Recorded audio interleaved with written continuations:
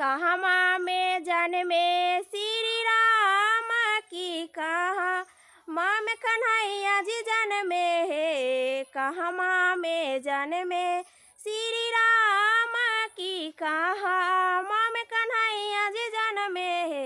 ए लालना कहवा में जन्मे हनुमान की तीनू घरवा सोहर होला है। ए लालना कहवा में जन्मे हनुमान की तीनू घरवा सोहर होला है।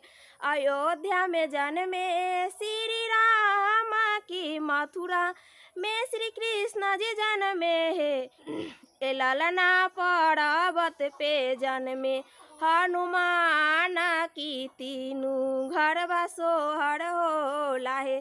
ए लालना पर्वत पे जन्मे हनुमान की तीनू घरवा सोहर होला है। केकरा ही जन्मे श्री राम की केकरा से कन्हैया जी जन्मे है।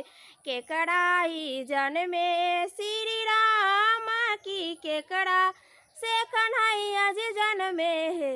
ए लालना केकरा से जन्मे हनुमान की तीनू घरवा सोहर होला है। ए लालना केकरा से जन्मे हनुमान की तीनू घरवा सोहर होला है। कौशल्या से जन्मे श्री राम की देवकी से कन्हैया जी जन्मे है। कौशल्या से जन्मे श्री राम की देवकी से कन्हैया जी जन्मे है।